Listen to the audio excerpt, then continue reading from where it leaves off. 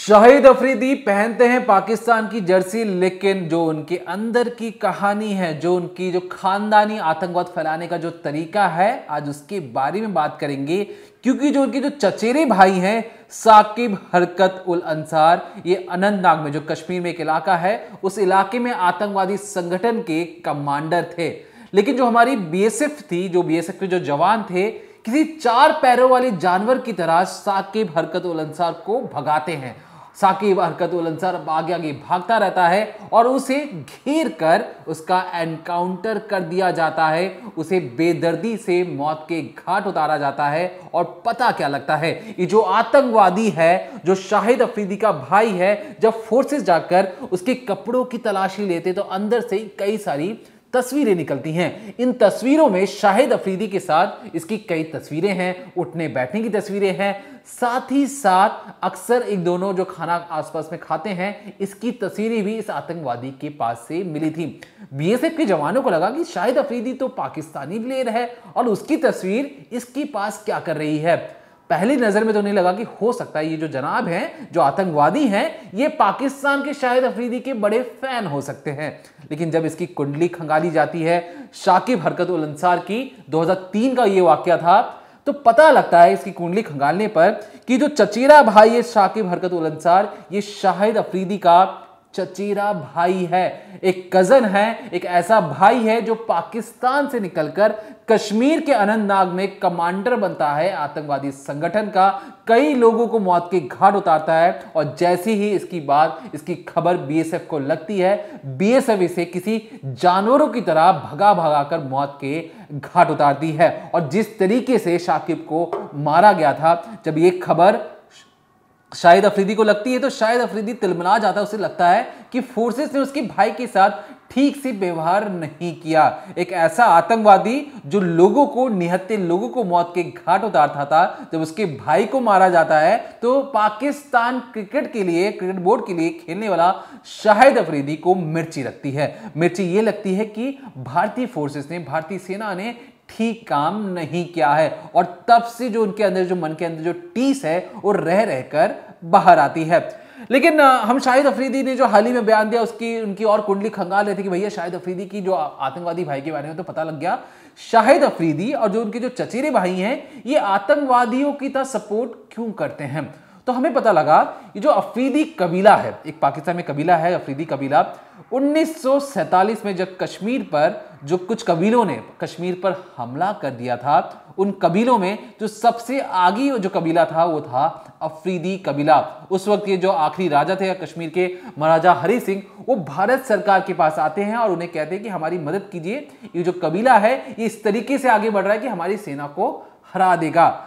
महाराजा हरि सिंह, आखिरी राजा कश्मीर के, उनके दरख्वास्त पर भारतीय सेना को कश्मीर पर उतारा जाता है। उसके बाद जो भारतीय सेना को देखकर ये जो कबीले थे दुम दबाकर भागना शुरू करते हैं।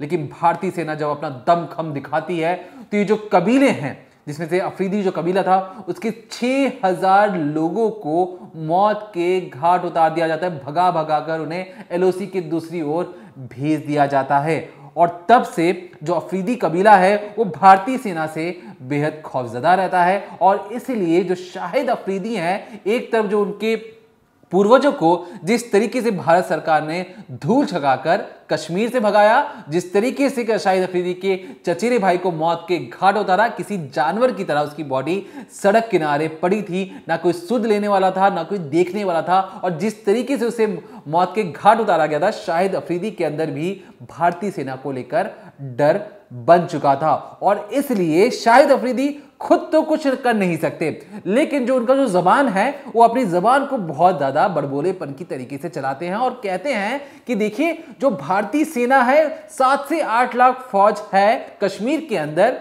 और उसके बावजूद कश्मीर में सिक्योरिटी जो है उतनी अच्छी नहीं है।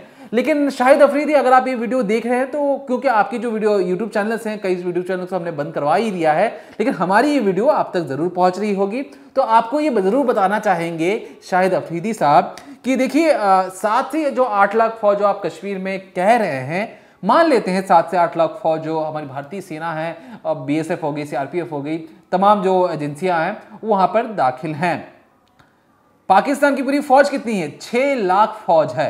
उनसे ज्यादा तो हमने हमारे पास कश्मीर में फौज है, अगर शाहिद अफरीदी की माने तो। इतना पैसा है हमारे पास, इतनी ताकत है और इतनी बड़ी हमारे पास फौज है कि हम उस फौज को जहां चाहें, जब मन करे और जब चाहें, जिसको चाहें वहां पर अपनी अपनी फौज रख सकते हैं। मानते हैं आप गरीब हैं, आपके पास पैसे नहीं है, ना ही फौज में वो हिम्मत बची है, क्योंकि फौज तो पहले ही आपकी घुटने टेक चुकी है। कई बार जो पिछली जंग हुए थे 95,000 से ज्यादा जो आपके सैनिक थे उन्होंने घुटने टेक दिए थे भारतीय सेना के सामने। तो वो सेना और उस सेना के जो रहमो करम में जो जीने वाले लोग हैं, शाहिद अफरीदी जैसे जो लोग हैं, वो हमारे सामने जबान ना खोलें कि हमने 7 से 8 लाख फौज को कश्मीर में क्यों तैनात कर रखा है, कहां तैनात कर रखा है। क्योंकि जिस देश के पास ना बड़ी आर्मी है, ना ही पैसा है, ना ही लड़ने का जिगरा है, और जिसकी जो रक्षा मंत्री बार बार ये कह रहे हैं कि अल्लाह करे जंग जैसे हालात पैदा ना हो, जिसके प्रधानमंत्री यूएन से लेकर अमेरिका तक के लोगों को फोन कर करके कह रहे हैं कि देखिए हमें बचा लीजिए, भारत तो जंग छेड़ देगा।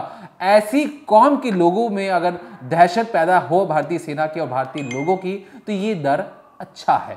क्योंकि जो शाहिद अफरीदी है, जो आपके अंदर जो टीस थी, जो खींच थी, वो जो रह के बाहर आ रही है, वो इसलिए आ रही है क्योंकि जो चचेरे भाई को मौत की घाट जिस तरीके से उतारा गया और जिस तरीके से अफरीदी कबीले को मौत की घाट उतारा गया, ये जो खींच है, जो मिर्ची लगी है, इसी वजह से शाहिद अफरीदी बार बार भारत के खिलाफ जहर उगलते रहते हैं।